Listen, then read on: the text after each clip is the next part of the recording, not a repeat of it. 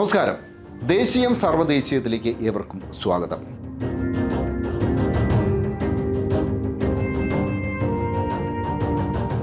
മോദിക്ക് വികസന നേട്ടങ്ങളൊന്നും പറയാനില്ല. പറയാനുള്ളത് വർഗീയത മാത്രം. മുസ്ലിങ്ങൾ ജനസംഖ്യ വർദ്ധിപ്പിക്കുകയാണത്രേ. ധീരദേശാഭിമാനികളായ നിരവധി മുസ്ലിങ്ങളുണ്ട്. അവരൊന്നും ബ്രിട്ടീഷുകാരുടെ ഷൂ നക്കിയിട്ടില്ല. വി.ഡി. സവർക്കർ, സംഘപരിവാറിൻ്റെ എക്കാലത്തെയും ആവേശമായ നേതാവ്. സ്വാതന്ത്ര്യ സമരകാലത്ത് ബ്രിട്ടീഷുകാരോട് മാപ്പിരന്ന് ജയിൽ മോചിതനായി. 1913 നവംബർ 14 ആന്തമാനിലെ സെല്ലുലാർ ജയിൽ. RSS എക്കാലത്തും ആരാധ്യനായി ഉയർത്തിക്കാണിക്കുന്ന വി.ഡി. സവർക്കർ ബ്രിട്ടീഷ് സർക്കാരിന് ഒരു കത്തയച്ചു. ദയ തോന്നി എന്നെ ജയിലിൽ നിന്ന് മോചിപ്പിക്കണം. എന്നെ മോചിപ്പിച്ചാൽ ബ്രിട്ടീഷുകാരോട് വിധേയത്വമുള്ളവനായി ഞാൻ പ്രവർത്തിക്കും. വഴിതെറ്റിപ്പോയ ചെറുപ്പക്കാരെ ഞാൻ ശരിയായ ദിശയിൽ നയിക്കും.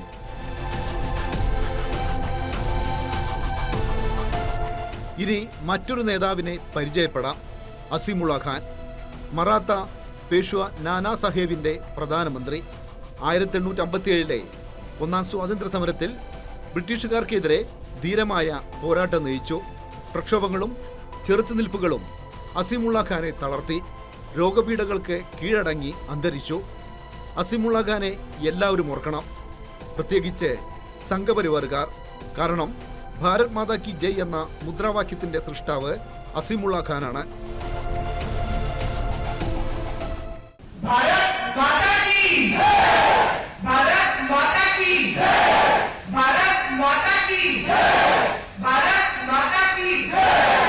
ഇപ്പോൾ ചില പരിപാടികളിലൊക്കെ ചില സംഘപരിവാർ നേതാക്കൾ വന്ന് അവരുടെ മുന്നിലിരിക്കുന്ന ആളോട് ഭാരത് മാതാ കി ജയ് എന്ന് വിളിക്കണമെന്ന് പറയുന്നില്ലേ? ഈ ഭാരത് മാതാ കി ജയ് മുദ്രാവാക്യം ആരാണ് ഉണ്ടാക്കിയത്? ഏതെങ്കിലും സംഘപരിവാറുകാരനാണോ? അത് സംഘപരിവാറുകാർക്ക് അറിയുമെന്നറിയില്ല. അയാളുടെ പേര് അസീമുള്ള ഖാൻ എന്നാണ്. അസീമുള്ള ഖാൻ ഈ പറയുന്ന സംഘപരിവാറിൽപ്പെട്ടയാളല്ല എന്നത് അവർക്കറിയുമെന്നറിയില്ല.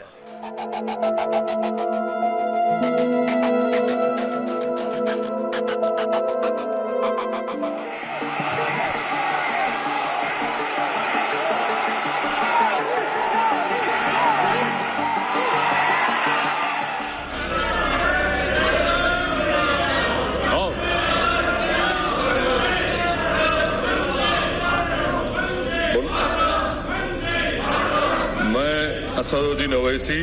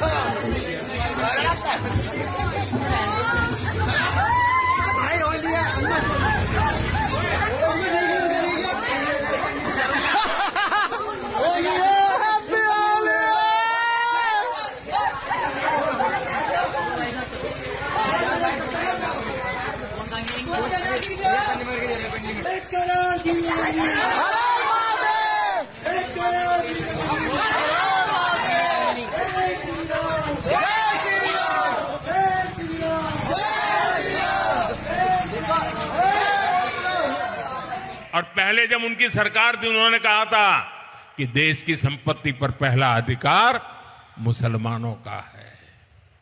इसका मतलब ये संपत्ति इकट्ठी करके किसको बांटेंगे? जिनके ज्यादा बच्चे हैं उनको बांटेंगे. Indian national Congress, communist party, socialist party ഇവരെല്ലാം പ്രക്ഷോഭങ്ങളിലൂടെയും സമരങ്ങളിലൂടെയും വളർന്നു വന്നവരാണ്. എന്നാൽ സംഘപരിവാറിന്റെ വളർച്ച വിദ്വേഷ പ്രചാരണത്തിലൂടെയും സാമുദായിക വിഭജനത്തിലൂടെയും കലാപങ്ങളിലൂടെയുമാണ്. അങ്ങനെ വളർന്നു വന്ന നേതാവാണ് നരേന്ദ്രമോദി.